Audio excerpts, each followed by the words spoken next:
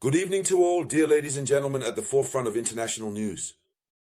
There is now talk of the partition of Ukraine, similar to what happened in Berlin.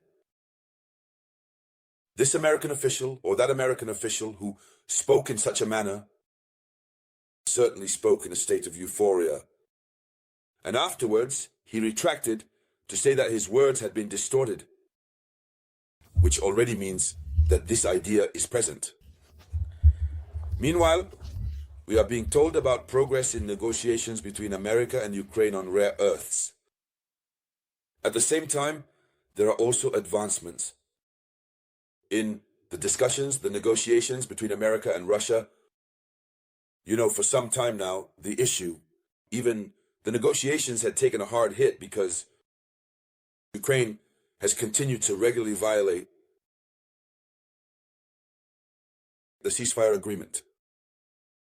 Ukraine, which has continued to violate the ceasefire agreement according to official information. Ukraine has violated more than 60 times the ceasefire memorandum of understanding. We will provide the figures shortly. So, the ceasefire agreement that was violated by Ukraine, Russia also reacted in its own way. So, the negotiations had taken a hard hit, but this time the negotiations have resumed with unwavering strength. But this strength is truly to the disadvantage of Ukraine. And meanwhile, the European countries gathered yesterday, April 11th, 2025, decided to allocate new packages to Ukraine, which we will discuss in an upcoming video conference. So, first, what needs to be said? Let's talk about this hard hit that the verbal ceasefire has experienced. According to the information, Kiev violated the moratorium on strikes against the energy facilities more than 60 times. And these figures are announced by Alexei Polityuk, who is the head of the Ministry of Foreign Affairs. There you go. Russian. He says that the Kiev regime is fraudulently violating the 30-day moratorium on strikes against energy facilities agreed upon by the President of Russia and the United States on March 18th, and then supported by Volodymyr Zelensky. That means that already this agreement was already in effect. This agreement was already in effect. It was a 30-day moratorium to observe to see who would comply or not. But Ukraine has made itself highly responsible for the repeated violation of this agreement, of this memorandum. So the attempts to strike against Russian energy infrastructures are undertaken daily. This is what the minister insisted on. Russia has therefore reacted. But beyond Russia's reaction, the efforts continued. At one point, Donald Trump even abandoned this matter to enter the race of jogging with the financial markets, the stock exchange. He started to increase tariffs, he began to suspend. And as he managed to meet his needs on that side, his special envoy is working on the ground. So, share this video conference with me, please. So, what needs to be said at this level? What needs to be said at this level is that we are facing a situation that suggests the fact that Ukraine should be divided. According to the words of Donald Trump's special envoy, but who later retracted his own statements. Share the video conference. There you go. So, the British newspaper, The Times, reported that Donald Trump's special envoy, Kate Kellogg, had proposed a partition of Ukraine. Trump's special envoy to Ukraine, who is there to manage Ukraine and Russia. So, according to this British newspaper, he had proposed a partition of Ukraine similar to that of Berlin after the war. Kellogg claimed that his remarks were distorted. Yes, that's what he said. Well, even if that's what he had said, he wouldn't have an interest in saying, yes, that's what I said. Since the Berlin era is now, it's totally different. We are faced with two completely different eras. Even if it is going to happen, it must happen in another form. It must proceed gradually. And the idea is very clear. Even if he doesn't say it, we already know that there will be a partition of Ukraine.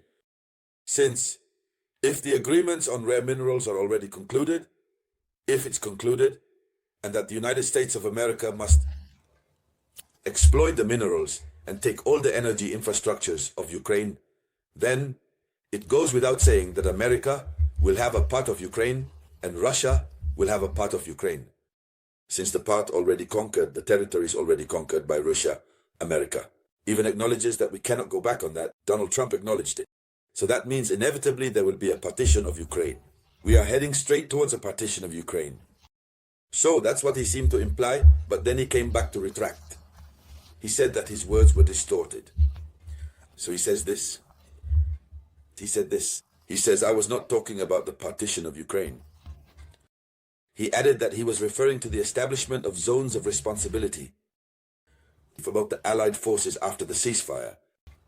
So he still acknowledges that he was talking about zones of responsibility for the Allies after the ceasefire. What does he mean by zone of responsibility? The area over which Ukraine's allies will have responsibility.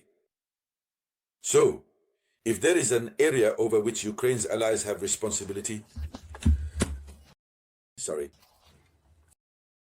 that means there is another zone, or there will be another zone of Ukraine over which Ukraine's allies will not have responsibility, including Ukraine itself. Who will this part go to? To Russia. So, whether they retract or not, in either case, we are witnessing a partition of Ukraine. That is clear. The Times Barrett article stated that Kellogg was considering that British and French troops establish a Western control zone in Ukraine while Russian forces remained in the occupied East, with Ukrainian troops and a demilitarized zone separating the two sides. It amounts to the same thing as a partition. What he just said and what the British newspaper said is the same thing. If Western troops are to stay in one area, the western area of Ukraine, and the East remains with Russia, and there is a zone that separates them, we are automatically witnessing the separation of Ukraine. So here's what is going to happen. So we learned that there is a probable advancement in the negotiations. American-Ukrainian on access to natural resources, according to Reuters. So, the Americans are coming to an understanding with Ukraine. And if they understand each other very well, there are advancements. What Zelensky had refused, he is obliged to accept. If he accepts, it means there will necessarily be a Western zone of Ukraine and a Russian zone of Ukraine.